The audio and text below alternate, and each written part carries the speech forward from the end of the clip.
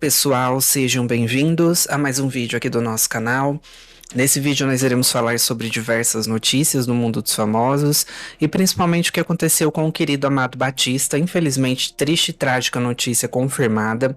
Também falaremos sobre a explicação do genro de Ana Maria Braga ao se recusar a assinar o divórcio com a filha dela. A Sula Miranda viveu um romance com Silvio Santos, a cantora revelou o que aconteceu de verdade. Esse foi o desabafo emocionante que a filha de Deolane Bezerra escreveu no espelho e o que aconteceu com o querido Amado Batista, infelizmente confirmado, tá? Deixa a curtida, se inscreva no canal e ative o sininho e vamos para a primeira notícia. O colombiano Badarique González explicou publicamente por que ainda não assinou o divórcio de Mariana Maffes, filha de Ana Maria Braga. O professor de yoga fez uma transmissão ao vivo nas redes sociais após o fim do casamento ganhar repercussão e afirmou que não pretende dificultar o encerramento da relação, mas disse não concordar com o conteúdo do documento apresentado no processo. Segundo Badarique, a decisão de não assinar o divórcio está relacionada ao que foi incluído nos autos. Durante a transmissão, ele afirmou que considera inadequadas algumas informações registradas e que pretende exercer seu direito de apresentar uma nova sua versão, dos fatos antes de aceitar os termos do processo. O colombiano também destacou que o caso envolve uma medida protetiva concedida à ex-esposa. Ao comentar o assunto, Badarique foi direto ao explicar a sua situação, a sua posição. Eu não assinei o divórcio porque não posso assinar um documento com o que está escrito. Em outro momento, ele reforçou que pretende se defender das acusações e afirmou que nunca respondeu por crimes em nenhum país onde viveu. Sula Miranda relembrou um episódio marcante vivido durante a sua passagem pelo SBT ao contar que perdeu um relacionamento amoroso por causa de rumores envolvendo seu nome e o de Silvio Santos. A cantora afirmou que as especulações surgiram em meio à repercussão de uma crise no casamento do apresentador e acabaram afetando a sua vida pessoal. Em entrevista ao programa Sensacional, apresentado por Daniela Albuquerque, Sula explicou que os comentários começaram logo após a sua chegada à emissora e, segundo a artista, a imprensa passou a associar seu nome ao de Silvio Santos por ela estar estreando um novo programa naquele período. De acordo com o portal Notícias da TV, Sula destacou que Silvio Santos costumava fazer brincadeiras com ela durante as atrações do SBT, comportamento que também mantinha com outras pessoas da emissora. Mesmo assim, ela afirmou que foi apontada como alvo dos rumores, o que gerou repercussão fora dos estúdios. A apresentadora contou que na época mantinha um namoro, mas o companheiro não suportou a pressão causada pelos comentários. Sula relatou que ele passou a enfrentar questionamentos constantes no ambiente de trabalho, situação que contribuiu para o fim do relacionamento. E o programa, porque por outros motivos, que eu era pivô da separação do Silvio Santos e não sei das quantas, enfim, óbvio, acabei saindo do SBT. 33 anos depois do boato de um caso secreto com Silvio Santos, Sula Miranda finalmente quebrou o silêncio e revelou toda a verdade. Além de ter vivido ciúmes, violência e uma depressão profunda que a fez sumir da mídia. Hoje, você irá descobrir o que aconteceu nos bastidores da Rainha dos Caminhoneiros.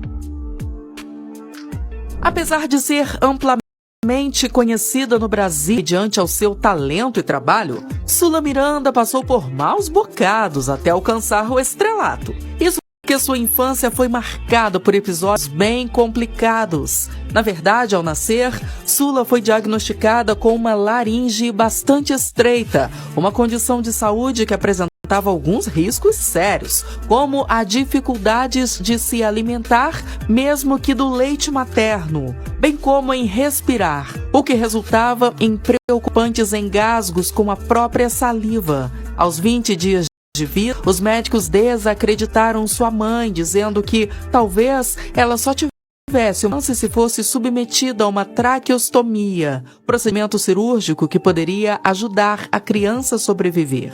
A mãe negou que tal procedimento fosse usado em sua filha, mas em contrapartida, a confiou sob os cuidados de outro médico, que de fato conseguiu ajudar na situação. Sula não somente sobreviveu, como levou uma vida perfeitamente comum após isso. De quebra, ainda se lançou como cantora, apesar de acharem que sua fala ficaria comprometida mediante sua condição. Ela sempre explica a boa recuperação como um verdadeiro milagre de Deus e é grata, não só em ter sobrevivido, como por ter conseguido cantar diante de algo tão delicado e que a fragilizou na infância. E o sucesso chegou cedo para Sula, já que ela integrou o grupo musical As Mirandas, formado por ela, suas irmãs Yara e Gretchen e uma amiga, conhecida como Paula. O nome desses nenéns lindos? Sueli, Yara, Yara, Paula. Paula, Sueli, Yara, Paula, as Melindrosas! Com a chegada dela, o grupo mudou para As Melindrosas e alcançou sucesso nacional ao vender 1 milhão de cópias de seu disco. A fama lhe deu a oportunidade de seguir carreira solo, o que ela fez em 1986, se dando muito bem logo de cara. Especialmente com a canção Caminhoneiro do Amor, responsável pelo título de Rainha dos Caminhoneiros. Veio mais tarde. A rainha dos caminhoneiros, estrada fora, Sula Miranda! Já consolidada nos anos 80 pelo seu sucesso na música e envolvimento com a televisão, a artista vivia o auge na carreira muito bem sucedida desde jovem. Mas apesar da fama meteórica e do dinheiro, alguns episódios marcaram sua vida de um jeito nada bom. Certamente o primeiro grande baque foi sua relação com seu primeiro esposo e empresário na época, Luiz Flávio Rocha. Os dois ficaram casados de 1983 a 1990, quando uma tragédia determinou o desfecho da relação. O relacionamento dos dois foi marcado por situações difíceis para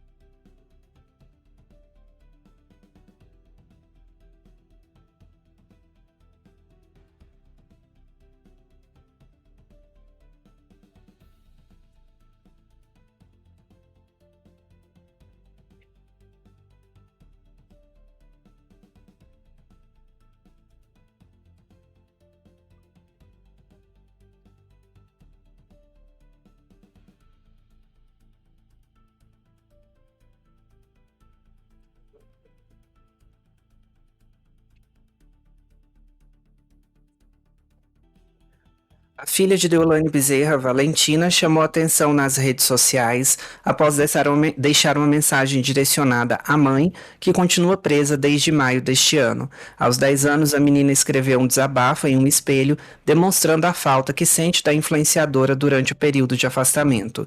Segundo informações da jornalista Camila Germano, do portal Metrópolis, o registro foi compartilhado por Solange Bezerra, mãe de Deolane. A publicação aconteceu em meio à batalha judicial enfrentada pela influenciadora, que teve mais um pedido apresentado pela defesa negado pela Justiça de São Paulo. A menina escreveu no espelho: "Mãe, enquanto você está aí, eu não consigo viver normalmente, só sei que te amo muito." E o recado da filha ganhou repercussão justamente em um momento delicado para a família.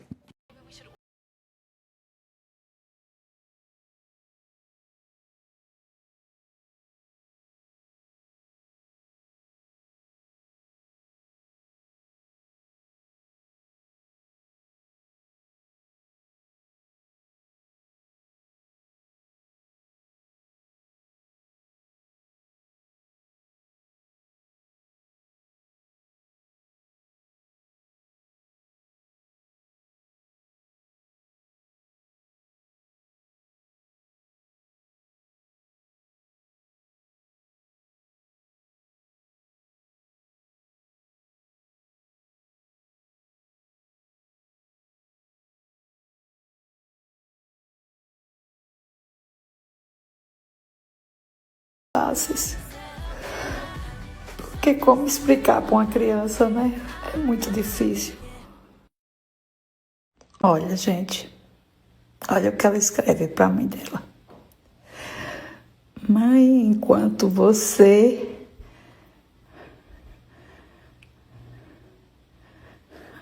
está aí, não consigo viver normalmente. Só sei que te amo muito. Em todo lugar do banheiro da mãe dela tem um recadinho que ela deixa. Aí me vem uma autoridade, que são pais, que são mães, e fala que essa criança não precisa viver, não precisa da mãe.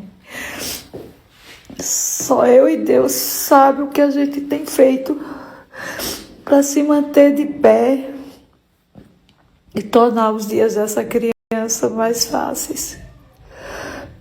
Porque como explicar para uma criança, né? É muito difícil. Uma mensagem escrita no espelho da casa de Deolane Bezerra deixou muita gente emocionada e causou grande repercussão nas redes sociais. A filha da influenciadora teria escrito: "Mãe, enquanto você está aí, eu não consigo viver normalmente. Só sei que te amo muito." A declaração, carregada de emoção, rapidamente chamou a atenção do público e fez muita gente se perguntar sobre o sofrimento da família. A mensagem mostra o quanto a ausência da mãe parece estar afetando a menina e reacendeu as discussões sobre toda a polêmica envolvendo Deolane. Enquanto alguns internautas se solidarizaram com a família e disseram entender a dor da filha, outros voltaram a questionar a exposição da situação nas redes sociais e os impactos de tudo isso na vida das crianças. No meio de toda a fama, das acusações e das polêmicas que cercam o nome de Deolane, uma coisa chamou a atenção: a dor de uma filha sentindo a falta da própria mãe. A frase escrita no espelho emocionou milhares de pessoas e dividiu opiniões na internet. Para alguns, foi uma declaração de amor. Para outros, um momento delicado que deveria ser preservado. E você, o que achou?